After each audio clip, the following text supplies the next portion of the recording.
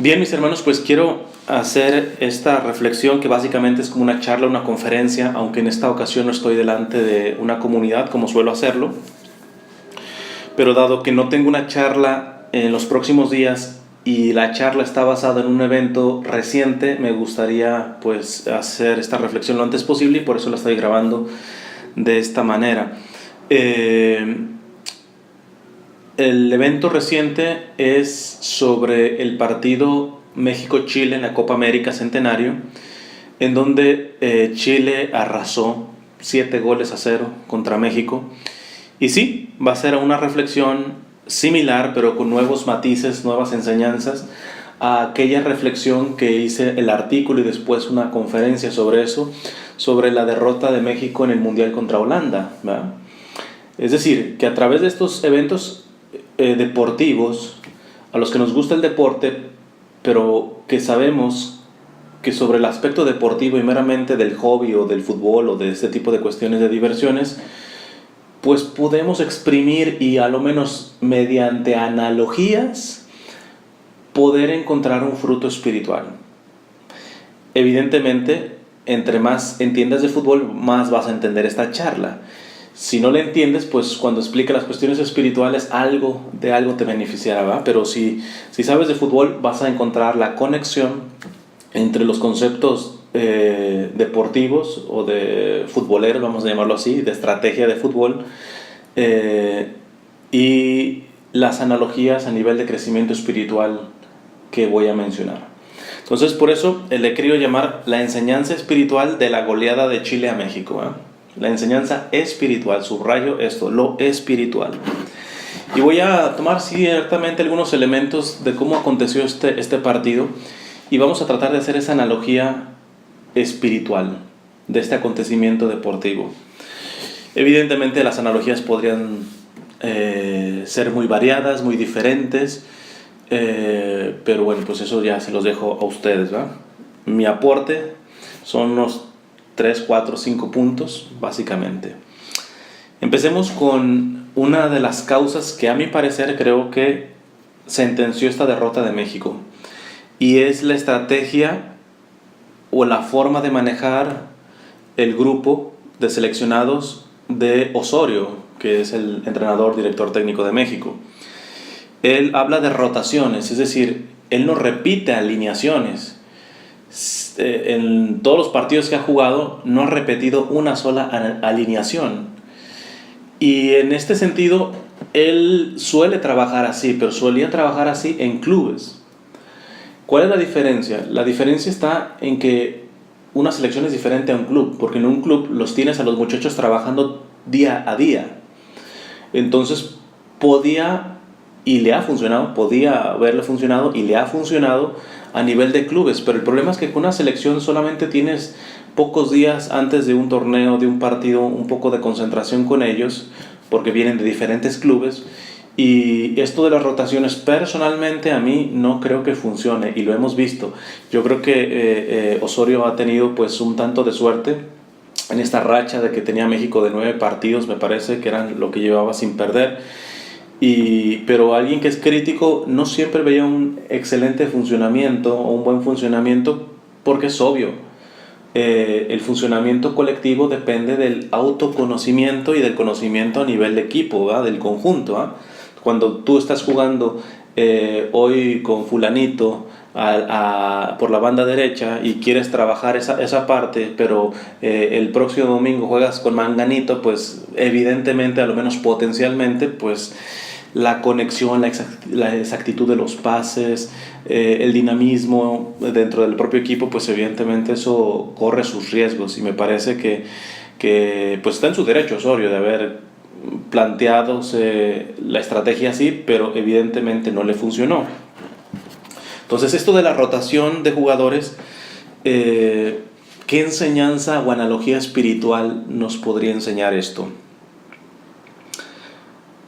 Yo creo que nos enseña que en la vida espiritual no ayuda estar indefinido. Las alineaciones de Osorio son indefinidas. sea, no sabías con qué portero iba a jugar, porque siempre está rotando, supuestamente para la competencia, etcétera. Pero yo les explico, eso podrá funcionar en un club, pero para una selección es muy riesgoso, muy riesgoso. En el aspecto de la fe es ver a muchas personas que quieren trabajar varias áreas de su vida y agarran un poquito por acá y agarran un poquito para allá, inclusive se meten en un ministerio por aquí, se meten en un ministerio por acá, hacen un retiro por aquí, hacen un retiro por allá, etcétera. Pero tú ves que pasan los años y no hay consistencia, no hay una madurez en la fe. ¿Por qué? Porque está como rotando, en cosas buenas si quieres, ¿verdad? Pero rotando. No se enfoca, por ejemplo, en pecados más dominantes, ¿ah?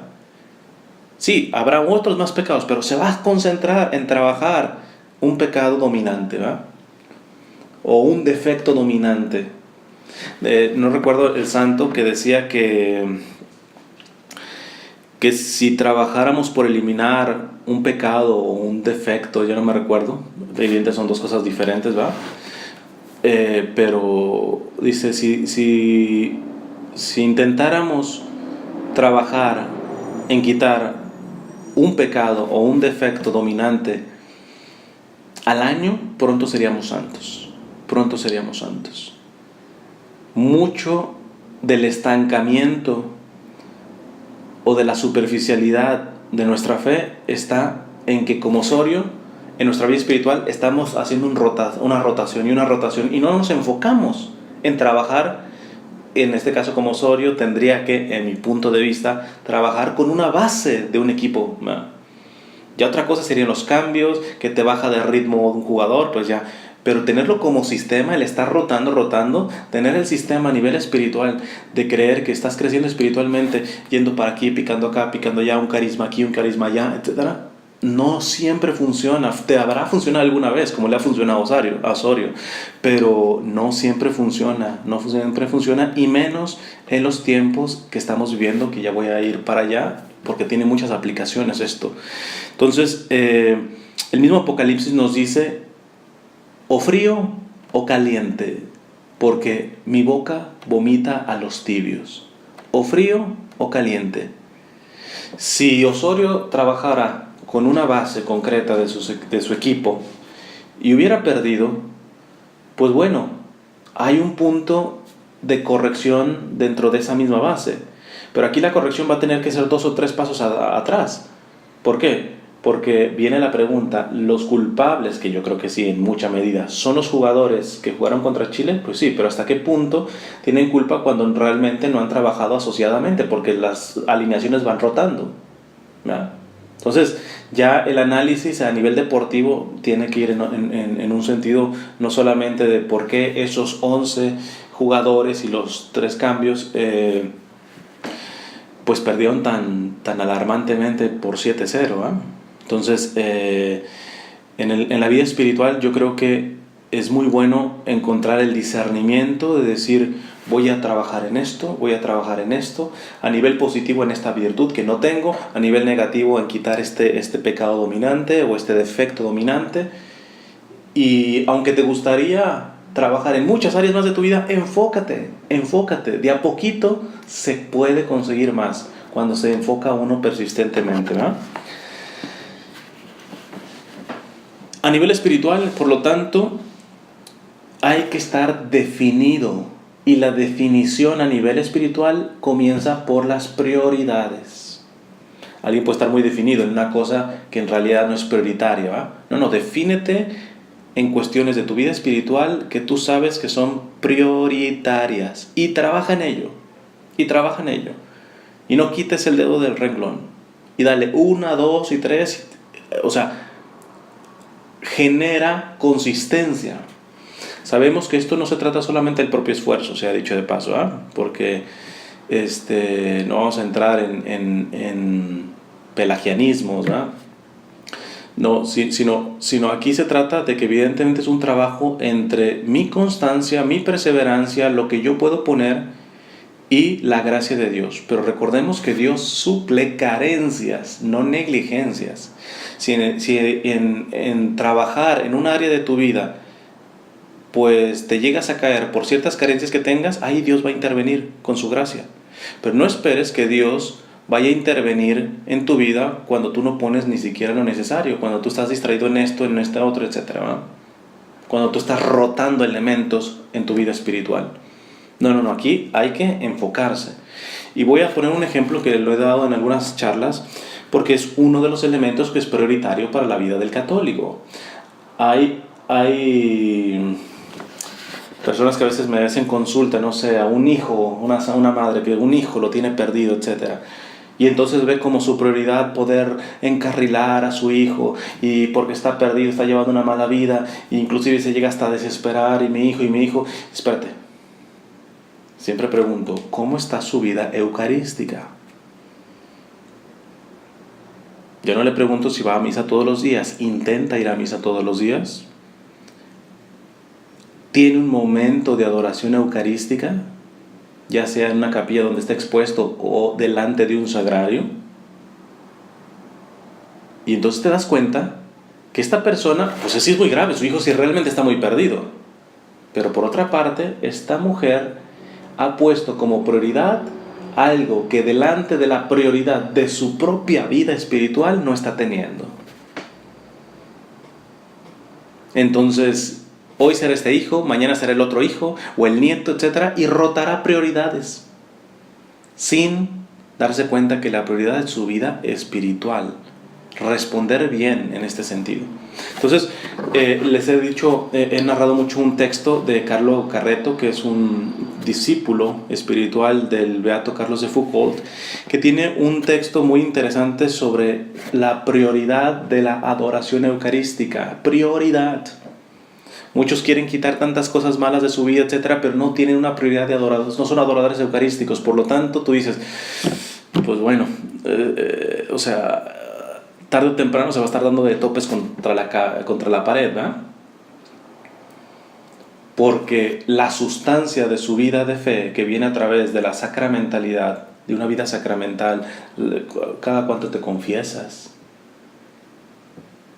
la adoración eucarística, la comunión, la oración, la vida apostólica. O sea, hay elementos que son prioritarios.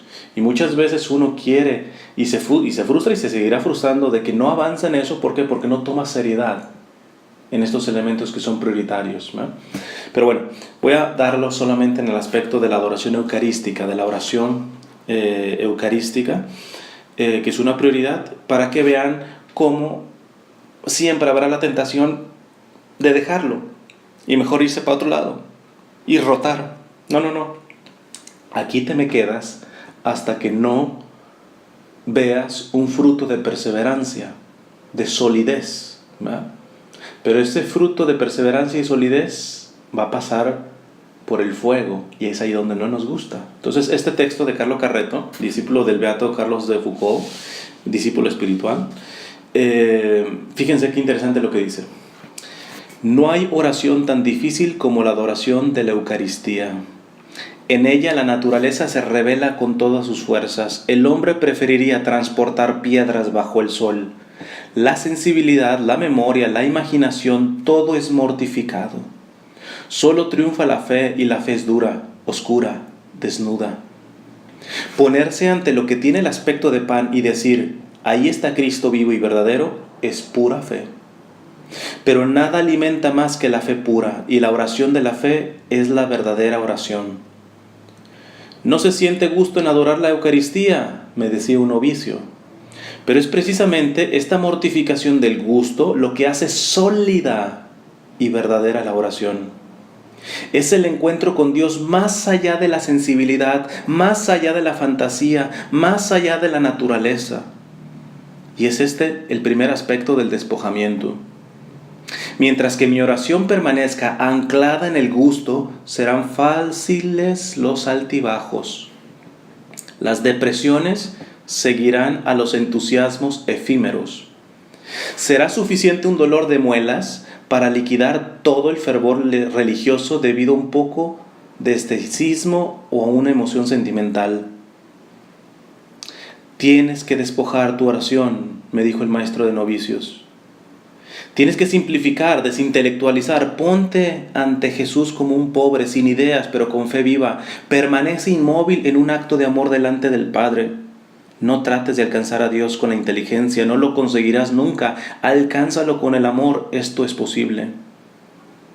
La batalla no es fácil, porque la naturaleza quiere su revancha, quiere su ración de goce, y la unión con Jesús crucificado es algo completamente distinto. Después de algunas horas o de algunos días de esta gimnasia, el cuerpo se calma.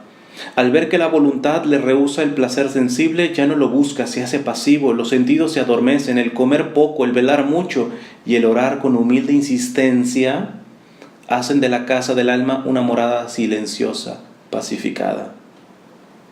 Los sentidos duermen mejor, como dice San Juan de la Cruz, es la noche de los sentidos que empieza. Entonces la oración se convierte en algo serio, aunque doloroso y árido, tan serio que ya no se puede pasar sin ella. El alma entra en el trabajo redentor de Jesús.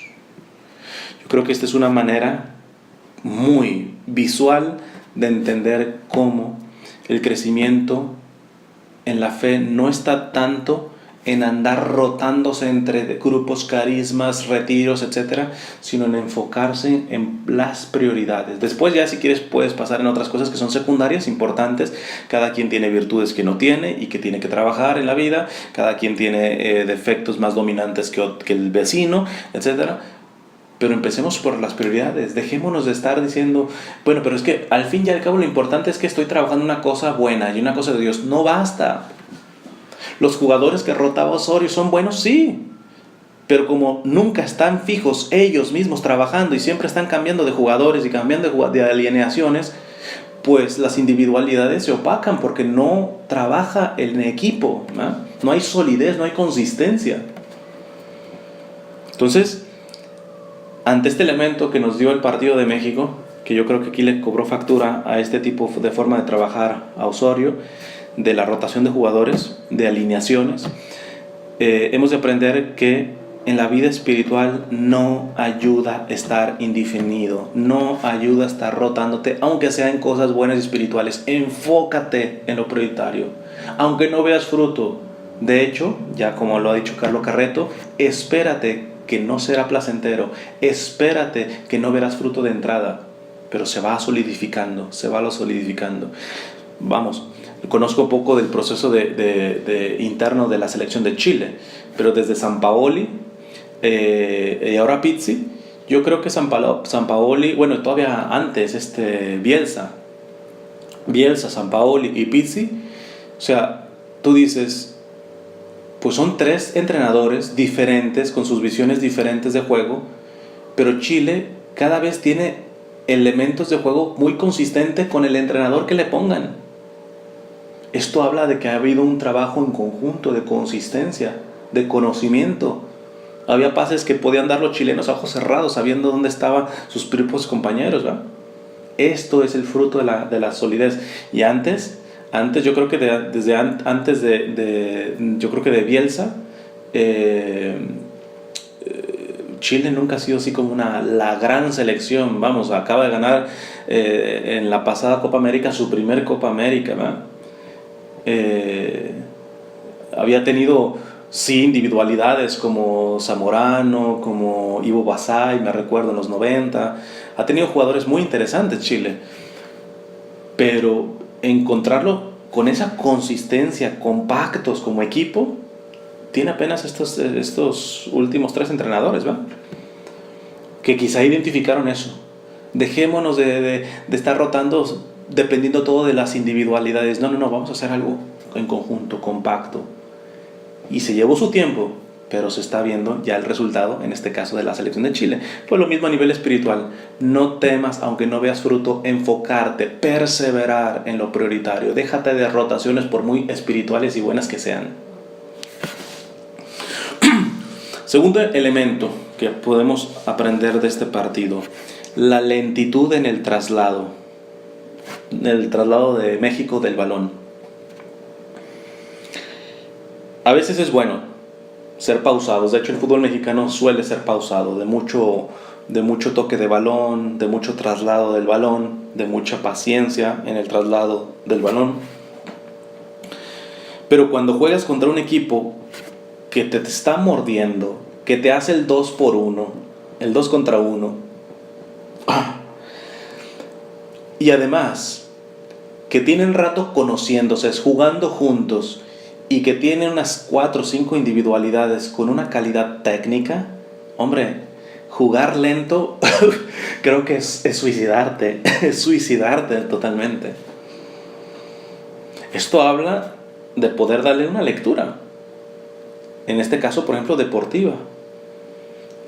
Yo no digo que jugar lento en el pase, en pensar bien el pase, en pasear la pelota, etc., esté mal, es una estrategia lícita. Oye, pero nuevamente, tienes enfrente a 11 jugadores que te están mordiendo en cada línea del campo, que te hacen el 2 a 1 y que tienen una calidad técnica, la mayoría, no todos, pero la mayoría, una calidad técnica que si te la quitan van a dar un buen pase.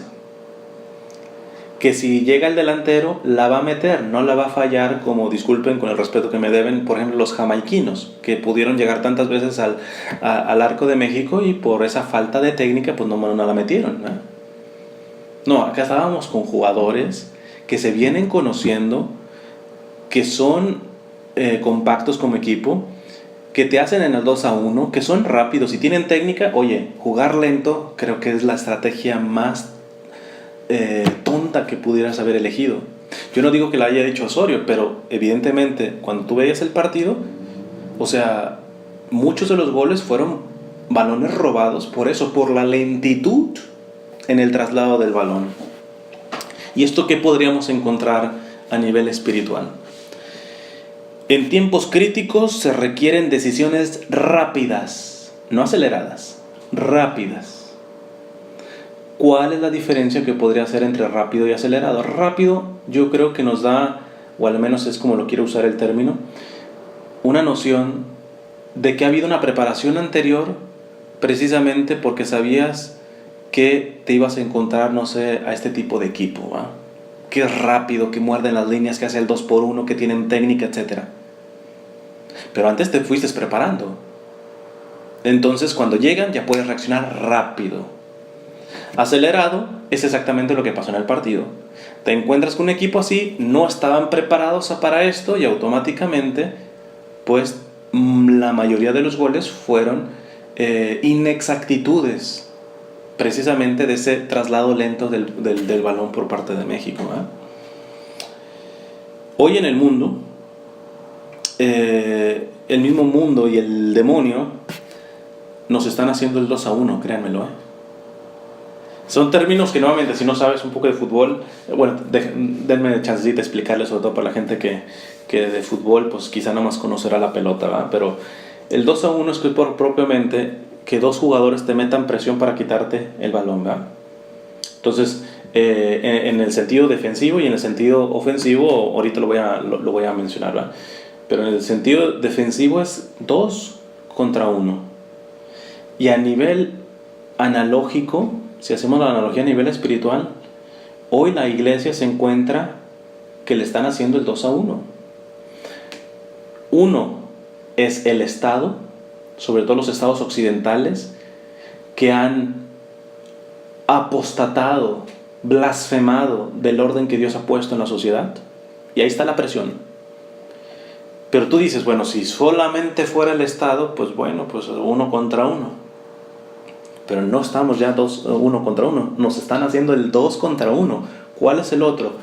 Los fanatismos ideológicos o religiosos. Llámese el yihadismo, llámese ideología de género, llámese todo ese tipo de cuestiones. Las ideologías, unas más agresivas que otras. Pero se van compactando. Y aquí lanzo nuevamente esa hipótesis que tengo muchos años diciéndola, 3 años atrás, que parecería que los estados... y por ejemplo el fanatismo ideológico, por ejemplo el yihadismo o el islamismo, ojo, yo siempre diferencio entre islamistas y musulmanes, porque la otra vez estaban mezclando peras con manzanas. El yihadismo o el islamismo parece que son enemigos, pero en realidad juegan del mismo equipo y cada vez se están dando cuenta más de eso y por eso no están haciendo el 2 contra 1. ¿Cómo que juegan en el mismo equipo? Mira, el mejor ejemplo que te pongo es en la misma Sagrada Escritura. Se nos dice que Herodes, que evidentemente odiaba a Jesús, y Pilatos eran enemigos, pero se hicieron amigos a la hora de juzgar a Jesús. El punto de unión entre dos enemigos como era Pilato y Herodes fue condenar a Jesús. Y como lo menciona en la charla de la historia, nos dice que el islamismo hoy podría arrasar a Occidente, es el título de la charla que di hace algunos años atrás. Yo sigo creyendo que esta unión, que al parecer son enemigos, cada vez están trabajando más en conjunto. ¿Por qué? Porque, por ejemplo, al yihadismo y al islamismo le estorba Jesús como persona, es Jesús como persona. A Occidente y los estados occidentales les estorba Jesús por el orden, por su moral que vino a implantar en la tierra. Entonces son dos odios de Jesús diferentes, pero cuando estos dos se dan cuenta que tienen la misma camiseta en el fondo, pues nos están ya haciendo el 2 contra 1, nos están haciendo el 2 contra 1.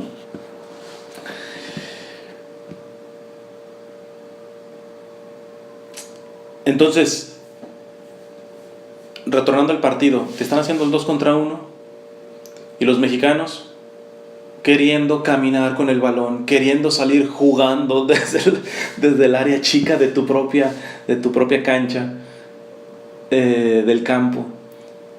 Evidentemente te robaban el balón, un contragolpe y vas. Vacunaron a México en muchas de esas. Entonces, ¿qué pasa? Evidentemente muchos están tomando malas decisiones ante este 2 contra 1 porque no se prepararon antes. No se prepararon antes. Entonces están soltando el balón no rápido, sino acelerado, y está generando equivocaciones. Y de esto, evidentemente, los enemigos de Cristo y de su iglesia están haciendo su agosto aquí.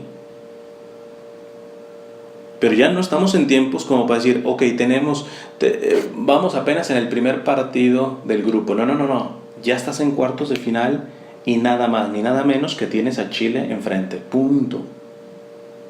Pues ¿qué hacer? Pues soltarla rápido. ¿Soltarla rápido o soltarla acelerado lo estás haciendo? Si la sueltas acelerado, vas a generar precisamente que los embates sean más efectivos.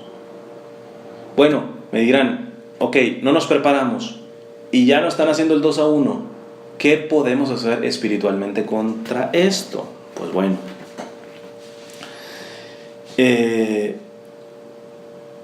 para evitar la inexactitud de los pases por acelerados y por no estar preparados, voy a ponerlo primero en términos futbolísticos. Si México hubiera soltado rápido, no conduciera tanto el balón, no le diera tanto fluido al balón, sino lo que lo soltara rápido, pero eso lo hizo, eso lo estaba haciendo acelerado. Además, no estaba compacto el equipo. Allí me acuerdo, hay una jugada, por ejemplo, en el caso ofensivo, que el Tecatito hace un desborde, se lleva como a 2 o 3 de Chile, pero nadie en el centro para rematar. O sea, el Chicharito iba como a la media luna, me parece, del área. O sea, entonces, pues si no estabas preparado, compacta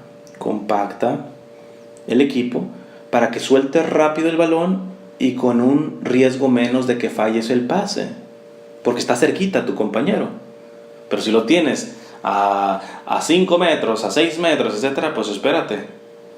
Y no estabas preparado y no se conocen por la mentada esta rotación, etcétera, pues evidentemente la mayoría de los pases de México eran una vergüenza. Entonces, en este caso, ¿cómo se podría hacer esta analogía de ser compactos? Vida comunitaria, vida de comunidad. Nos están haciendo 2 a 1. ¿Tú crees que solito la vas a hacer? No la vas a hacer. Porque ya el Estado y las ideologías y los fanatismos ya están dándose cuenta que no son enemigos, son amigos. Y como la mayoría no estuvimos preparados para este momento, estamos dando pases inexactos y automáticamente nos están vacunando. Entonces, en este sentido es compactémonos. Por eso una de las grandes iniciativas que están diciendo sacerdotes que yo considero muy serios en su ministerio, el mismo Benedicto XVI lo vino diciendo como desde los 60, que la iglesia del futuro será una iglesia más pequeña, pero más auténtica. Ponga de ese pequeño más compacta. Mucho se está hablando, y yo creo que vamos a volver a los primeros tiempos de la iglesia, es decir, catacúmbica, de pequeñas comunidades. Es bien importante de que si no estamos preparados, pues no te avientes al ruedo a soltar pases solos cuando tú dices, no, pero yo siempre tengo exactitud en los pases largos, ¿verdad? Porque eso le gusta mucho a Osorio, los pases muy, muy, muy largos.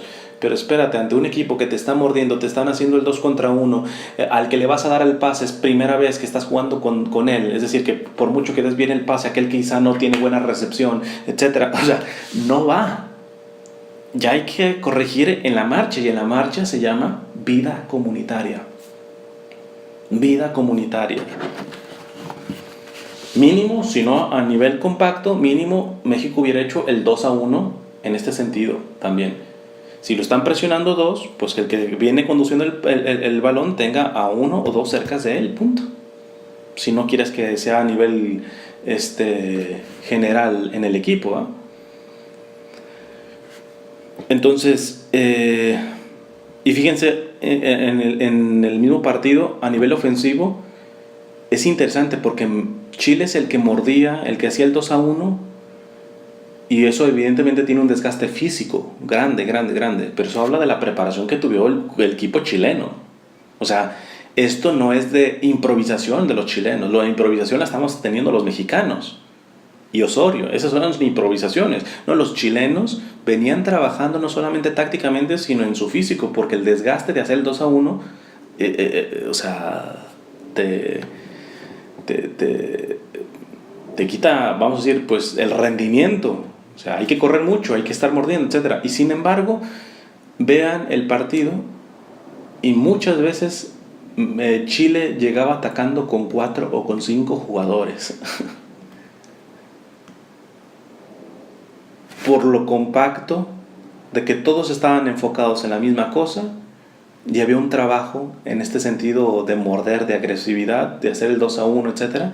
Pero no era del 2-1, le quitamos la pelota y ya uno se quedaba, voy a descansar un ratito. No, seguían. Y por eso llegaban con 4 o 5 jugadores al área de México.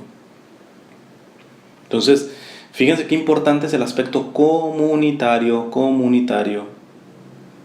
También en esto de la lentitud en el traslado, podemos aplicarlo a la vida de oración, por ejemplo. Mucha gente sí empieza a orar, pero ¿cuándo es? Cuando ya tiene la soga en el cuello, cuando ya tiene cáncer su hijo, cuando ella se está muriendo, no sé, de X enfermedad. Ahí sí, rápido. Ahí no es de que, no, ¿sabes qué? Me voy a dar un tiempecito para orar. No. Ahí sí.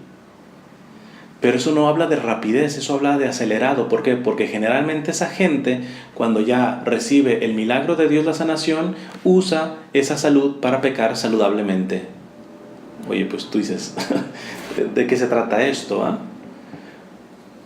No, se trata de ser rápidos ante la respuesta, ciertamente en los momentos críticos, pero la respuesta eficaz en los momentos críticos no es más que el reflejo de la preparación cuando no tenías esos problemas. Las personas que están teniendo vida eucarística, vida de oración, apostólica, etc., las prioridades, y que en este momento no tienen ni cáncer, no tienen problemas, no tienen nada, podrían estar pensando, oye, pues ¿para qué me desgasto acá? No, ellos son conscientes, asumo que es por eso, son conscientes de que hay que prepararse, porque así como también dice la Sagrada Escritura, pues ahorita es de vacas gordas, pero viene el tiempo de las vacas flacas. Y si no estás preparándote en el tiempo de vacas gordas, cuando llegue el tiempo de las vacas flacas, no vas a actuar con rapidez, sino con aceleramiento, con inexactitud, con desesperación. Y un último elemento con esto de reaccionar rápido, que estamos en tiempos en donde hay que tomar decisiones, es por ejemplo a nivel vocacional. Me decía un muchacho en uno de los Facebook Live que decía, yo ya estoy convencido de que estoy llamado a la vida sacerdotal, pero todavía no termino la universidad, ¿qué me recomiendas? Yo le digo, personalmente, si tú ya estás convencido, si el Señor te ha mostrado que tu vocación es la vida del sacerdocio, deja la universidad. Ciertamente podría uno pensar, bueno, pero si termina la carrera va a ser un sacerdote más preparado, etc. Aquí se trata de responder al Señor, porque déjenme decirles una cosa. Cuando el Señor te da ciertas seguridades morales, nunca van a ser absolutas, pero morales, en donde tú ya tienes lo necesario para responder al Señor y tú retrasas la respuesta, generalmente el que se beneficia es el demonio, porque termina tibiando la decisión. En estos tiempos en donde nos están haciendo el 2-1, a nivel vocacional tenemos que ser arriesgados, valientes. Si ya estamos discerniendo con seriedad esto y el Señor nos muestra, aunque no sea una certeza absoluta, sino moral, toma, da el pase. No puedes quedarte esperando, te van a quitar la pelota. Te están jugando 2 contra 1. Pero somos tan... Yo creo que es el efecto de los países occidentales, que al ser humano lo hemos vuelto Dios de sí mismo, que creemos que tenemos la realidad de nuestra vida en nuestras manos, ¿va? Y no es así, no es así. Hay que ser valientes cuando el Señor va mostrando y va dando claridad en ciertas decisiones, no esperar, suelta la pelota, ya, vamos, dale. El Evangelio, Señor, bueno, déjame que me despida de tus padres, deja que el que pone la mano en el arado y mira hacia atrás no es digno de mí, déjame enterrar a mi padre, bueno, el que deja que los muertos entierren a sus muertos, tú ven y sígueme.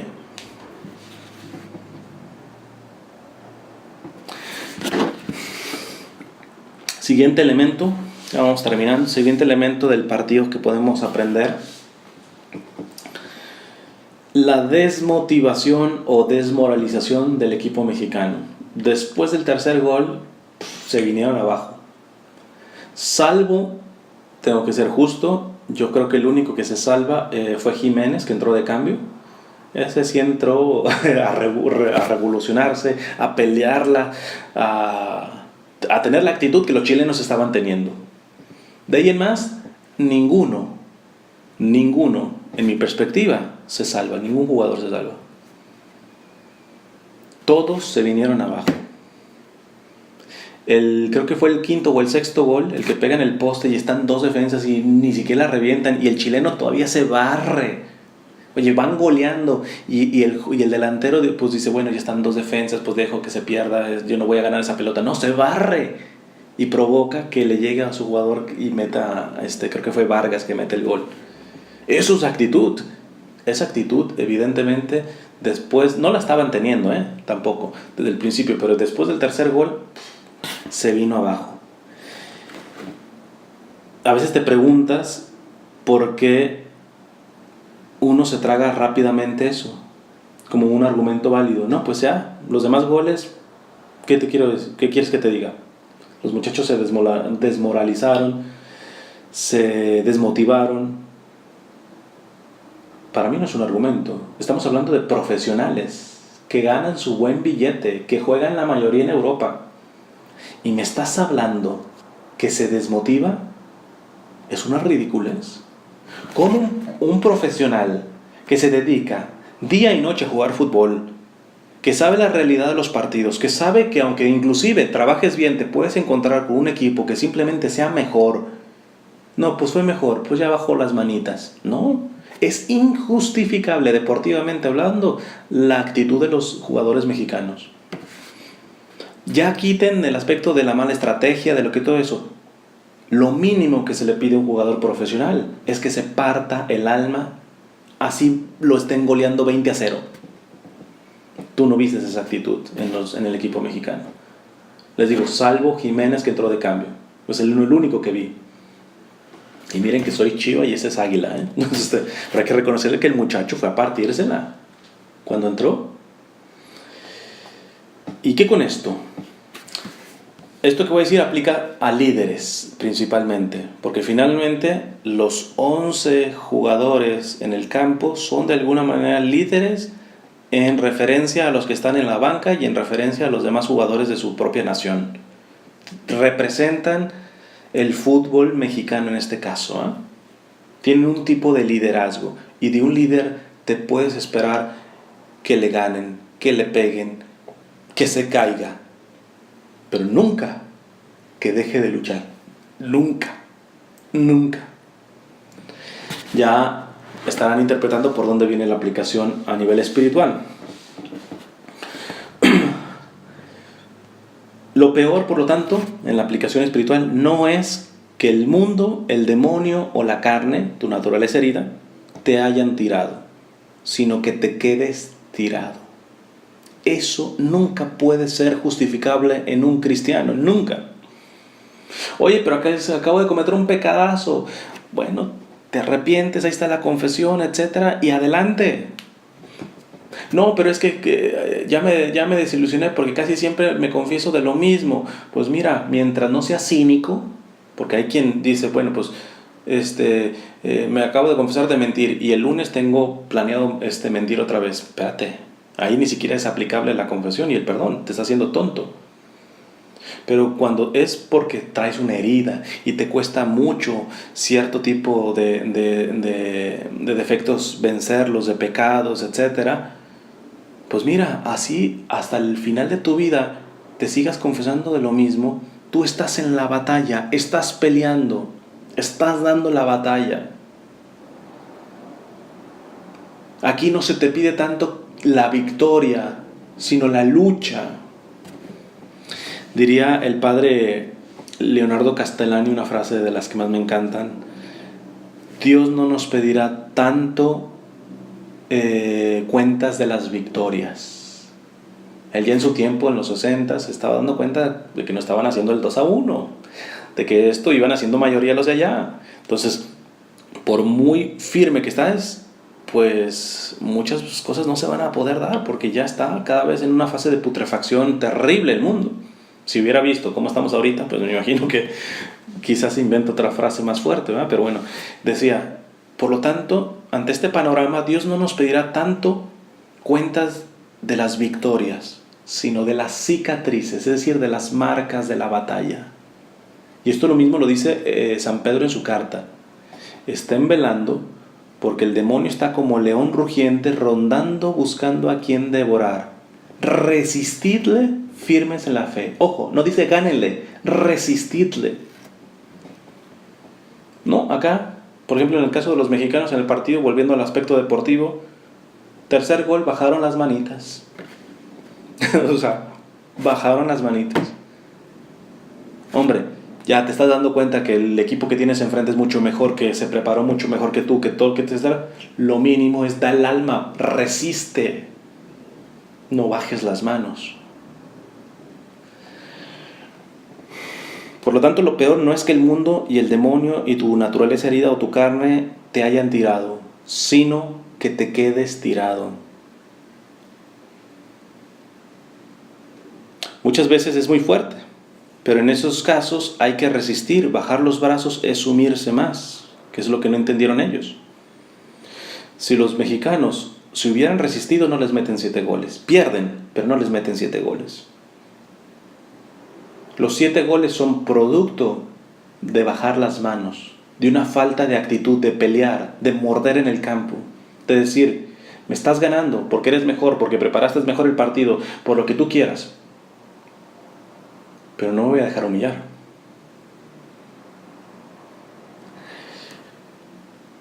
Deportivamente hablando, estoy diciéndolo, claro, en este sentido. Aquí hay un ejemplo que suelo poner, por ejemplo, ahora que quieren ver como normal, porque no es normal, es común, pero confundimos común con normal. Me refiero a la promiscuidad en el noviazgo. Que te acuestes con tu novia, que te acuestes con tu novio, etc. Pero eso es normal, todo el mundo lo hace. No, no, si todo el mundo lo hace es común. Lo normal no, lo normal es que haya respeto mediante la virtud de la castidad, porque el aspecto de la intimidad sexual genital es exclusiva del matrimonio. No voy a dar las razones ahorita aquí porque no es el tema. Pero saco el caso porque hay muchos muchachos que, bueno, ¿y cuántas veces te has acostado con tu novio? Pues 15, listo. ¿Sabes cuál es la meta? La meta no es ni siquiera que seas casto, ni que seas súper virtuoso, ni que lo respetes a él. Resiste para que no tenga la 16. Hace diferencia la 16. No da lo mismo cuando vas cayendo, caer 15 pisos que caer 16 pisos. No da la misma. Porque la subida ya será un piso más fuerte, un piso más duro.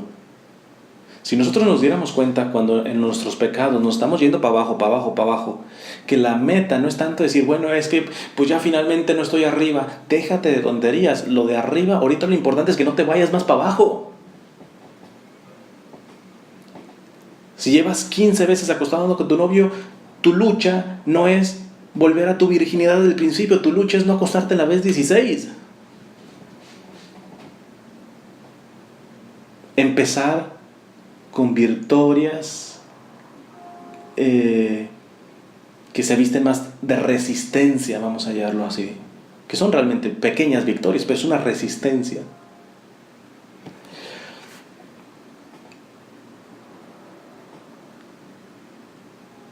En la charla que les menciono sobre el partido que México perdió en el Mundial en los cuartos contra Holanda, que hago una analogía similar a esta, bueno, similar en cuanto a lo de pasar de lo deportivo a lo espiritual, ahí hago otras aplicaciones.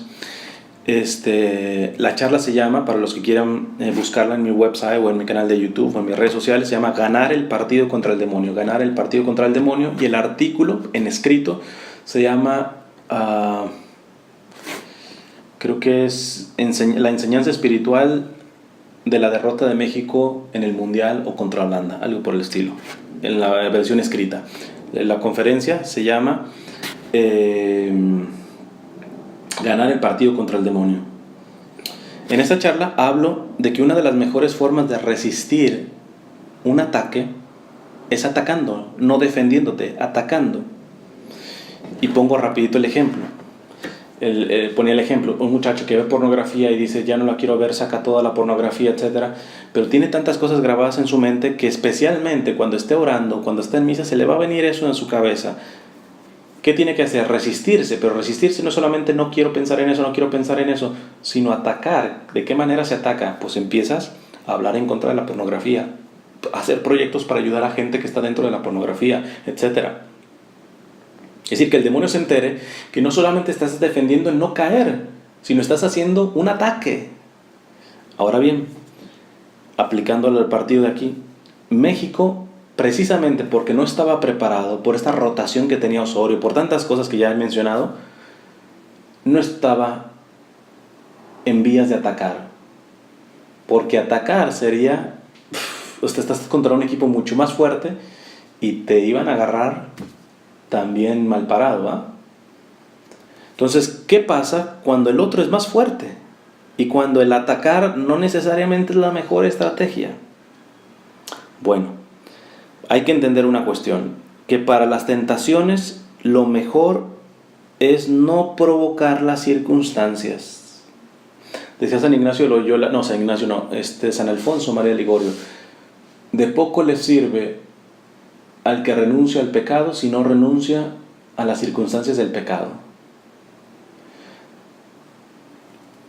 Soy un alcohólico, renuncio a la borrachera, pero nada más guardas las botellas en el desván. El día que no tengas tanto ánimo vas a volver a caer, porque ahí están las circunstancias. Renuncio a meterme con prostitutas, pero vas a correr por todas las calles donde hay prostíbulos. ¿Me entienden? Aplicándolo al partido. Si tú sabes que Chile estaba haciendo el 2-1, súper ofensivo, con una técnica excelente, con un dinamismo tremendo como el de Alexis, ¿va? y mis queridos mexicanos se ponen a salir jugando desde atrás. Reviéntala. Entre más esté la pelota, o sea, si ya ves que el otro simplemente en calidad es mucho más fuerte, que tiene un ataque más poderoso, mínimo que la pelota esté más del lado de ellos que del tuyo. Pero ¿de dónde te viene que te pongas a jugar y a salir desde el fondo? ¿Cuántos goles no cayeron por errores de ese tipo? Entonces, el ataque tiene que ser discernido. Y muchas veces el ataque tiene que ser un pelotazo. Punto. Es como, lo he mencionado en algunas charlas, la mayoría de tentaciones hay que ir de frente contra ellas. Pero hay tentaciones en donde en la mayoría de veces la iglesia no te recomienda luchar contra ellas, sino huir de ellas. Por ejemplo, las tentaciones contra la fe y contra la pureza. Quien enfrenta tentaciones contra la fe y la pureza, si las enfrenta, necesita estar muy, pero muy bien preparado para vencerlas. De no ser así, el querer valentonamente, bravuconamente enfrentarlas es una ingenuidad, porque vas a terminar perdiendo, compadre. Entonces aquí ya hablo de un ataque preventivo, de no provocar las circunstancias.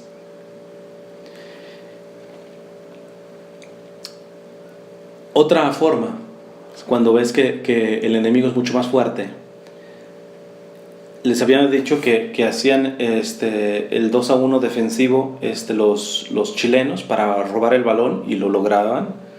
¿Qué hacer los mexicanos? Les acabo de decir, más bien un 2-1 ofensivo. Si el que iba conduciendo de México, sabiendo que los de enfrente son más rápidos, con más técnica, más agresivos, se conocen mejor, etc., y están hasta más motivados, pues mínimo reúnete con 1 o 2 que caminen a tu lado, que te puedan dar un poco de oxígeno ante esta hecatombe que se te está viniendo. Me recuerdo una vez que me contó un seminarista que, pues haciendo unas misiones, iban a un grupo de seminaristas, pues había una chica que le gustaba mucho, y la muchacha parece que era demasiado provocativa y también le gustaba el seminarista. O sea que eso se estaba cocinando el arroz, pero este muchacho fue muy inteligente. Con el compañero seminarista con el que iba, le contó y le dijo: no me dejes solo, no me dejes solo. Para donde vaya, por favor, vente conmigo. Eso. O sea, cuando tú dices, ya aquí hay una situación volcánica, ¿verdad? O sea, como dicen, el hombre, ¿cómo es? No sé si intercambio los casos del hombre y la mujer, pero bueno, el hombre es fuego, la mujer es topa, llega el diablo y le sopla, pues eso se enciende, ¿va? Entonces, o sea, el atacar, y sobre todo cuando el enemigo está siendo más fuerte que tú, requiere un aspecto de un ataque bastante inteligente. Por algo el Señor dice: sean mansos como palomas, pero astutos como serpientes. Ser santo no es ser bruto. Y aquí los mexicanos fueron bastante brutos. Quisieron seguir jugando sistemáticamente un estilo de juego cuando no estaban reconociendo que el equipo de enfrente era simplemente mejor. Y por eso la hecatombe que se les vino. Pues espiritualmente, aléjate de las circunstancias, tira el pelotazo. Sí, yo sé que tendrías que salir jugando con más técnica y para dar espectáculo, etc., pero no estamos en esas. No está suficientemente fuerte, el de enfrente es más fuerte. Saca la pelota, tírala, no la arriesgues. No la arriesgues. Salte de esas circunstancias que lo más seguro te van a hacer caer. Y segunda, haz el 2-1 ofensivo. Les pongo el caso de este seminarista. Por algo el Señor mencionó, y cuando los mandó a misión, los mandó de 2 en 2. Por algo. Porque hasta el más motivado un día se puede cansar, pues ahí tiene el otro que le pueda dar la mano. Entonces, creo que esta es una de las aplicaciones importantes. Y finalmente, una cosa que puede ayudar y ayuda mucho es tener un buen director espiritual con el que sea uno verdaderamente honesto, consistente. Hablo de consistencia de una vez al mes, de estar hablando con él y crecer enfocadamente precisamente en las prioridades de la vida espiritual. Tristemente a veces elegimos a los sacerdotes o a los directores espirituales como que más estén de acuerdo con uno. Terrible, eso es tiempo perdido. El verdadero director espiritual te va a pulir, te va a meter al fuego para sacar lo mejor. Pero si tú no eres honesto, o sea, ¿cuántas personas que se dedican, por ejemplo, a la evangelización, hablo sobre todo de sacerdotes, seminaristas, sobre todo sacerdotes que ya tienen la promesa y el voto de celibato, caen violando ese voto precisamente porque no llevan seriedad en la dirección espiritual? Sus propios directores espirituales no se enteran a medias. No, en esta batalla, cuando el enemigo está siendo más fuerte, fíjate, es una bendición tener un muy buen director espiritual y no encubrirle nada y ser obediente, ¿verdad?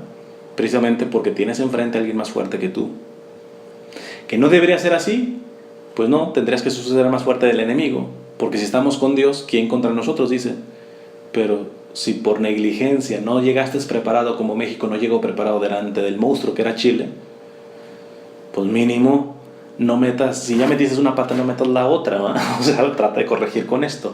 Simples recomendaciones las mías.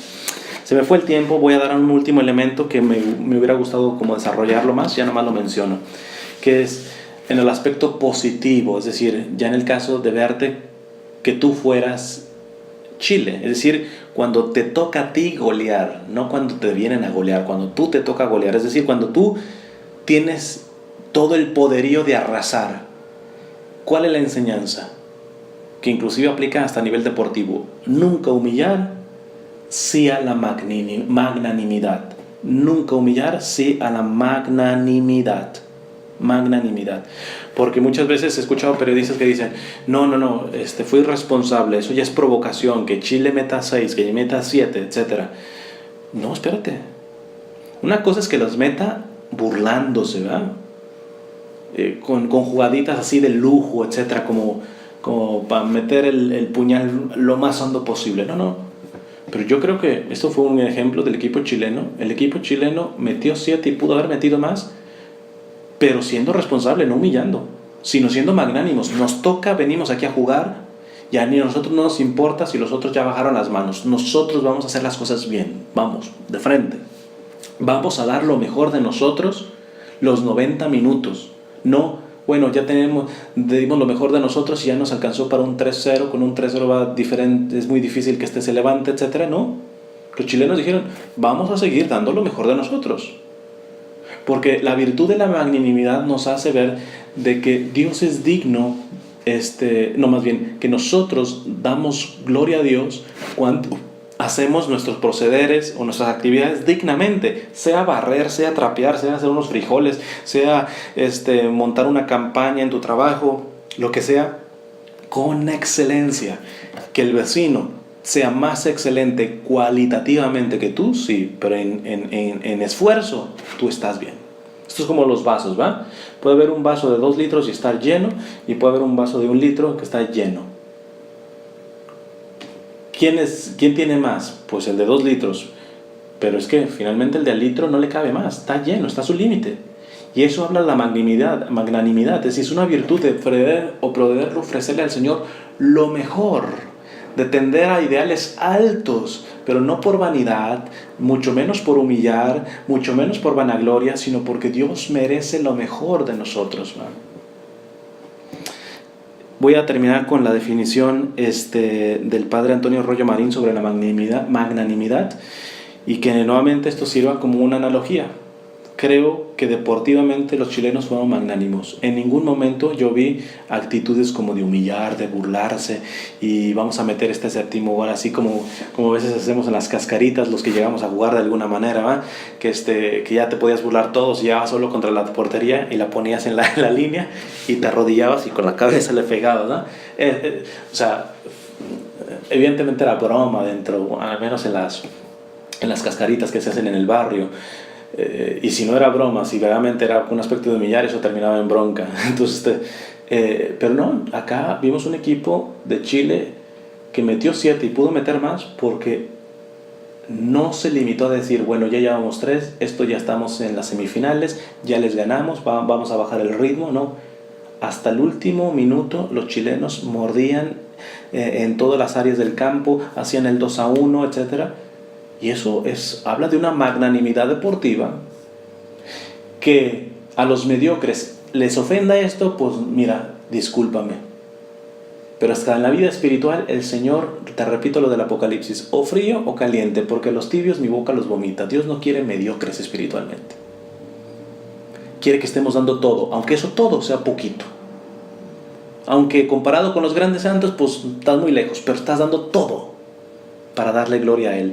Entonces termino con la definición del padre Antonio Royo Marín sobre la magnanimidad para que se den una idea de esta enseñanza espiritual.